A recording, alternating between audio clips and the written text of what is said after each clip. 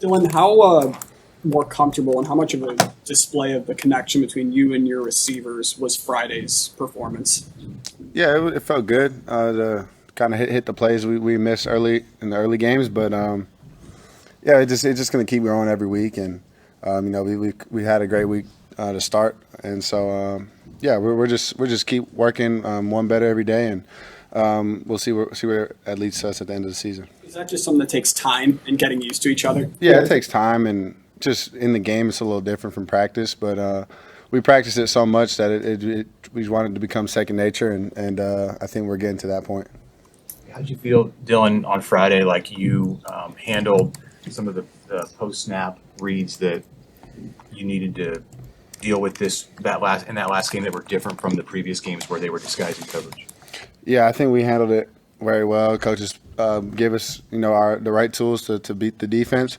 Uh, Pretty much saw everything that they had coming at us, and I think that just goes back to our coach preparing us and having the right game plan in place for us to be successful out there. What's the lesson or the takeaway from how overtime played out now that you've looked back on the film? Yeah, there was just I think second play, just miss Zay and something to learn from. Obviously, first overtime, and that's not an excuse. We got to make the plays. But I mean, we'll have another overtime game. Hopefully, not anytime soon, but we'll be ready for the next one when that comes. For you, what are the challenges going on the road for the first time? You've had four at home, now going on the road as a starter for the first time. Yeah, I think nothing changes for us other than we'll be wearing white jerseys instead of red, and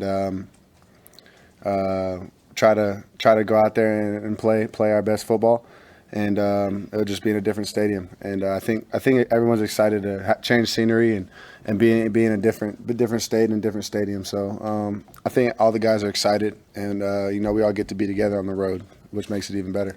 Obviously, it was unfortunate what happened to Turner, but how do you see Gunner, step into that role? Yeah, I think our whole program is built on the next man up, and Gunner's been learning from Turner and Teddy, even hurt, and still trying to get these guys right. And I'm very confident with what Gunner's doing, and he's been playing college football for a little while now, so there's no worries there. Coming off that first loss, what have you seen from the guys and their attitude when you've got back to work this week? Yeah, we just got back to who we are. Kind of drifted from what we really stand for in our program, and kind of nipped us in the butt. And I think it's good. I know our team will respond very well. Just the last, playing on Friday kind of sucks. Even especially losing, you got Saturday and Sunday to kind of just dwell on it and think about it. But once we got in, yesterday and today, we just, we got back to the basics and to do what we do is play Husker football. You took more hits in that game than the first three. How did your body respond, and how does your training, year round, prepare you for 4 games, 4 weeks when you haven't taken a hit in a while? Yeah, we had another day to recover, so use that as a benefit. But no, I mean, you prepare. That's what you train all off season for, is to get hit in the big games. And my training all year round, I think helps us.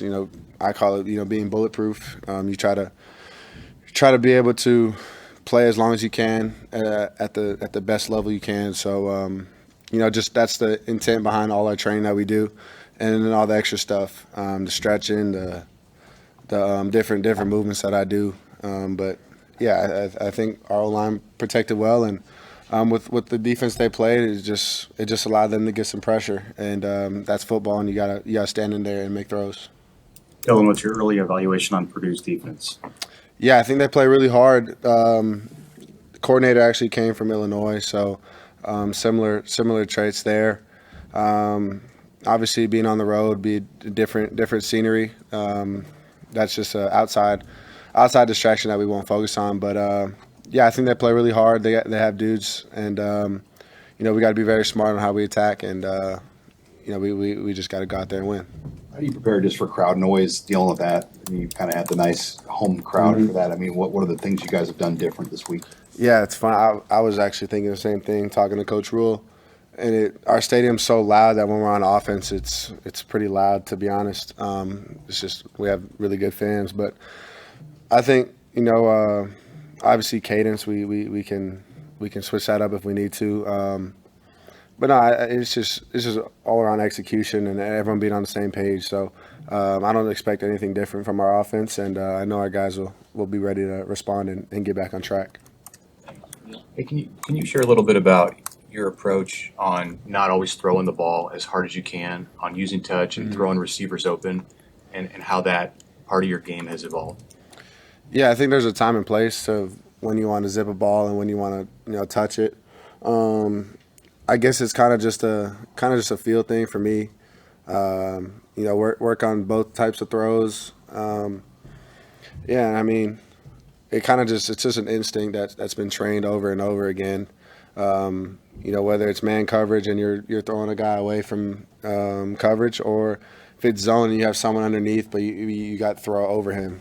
So it's just things that you got to react to in the game right away. And I think Coach Thomas has done a great job of preparing all those scenarios for us. So when it happens in the game, we just react and play. Thanks. Thank you.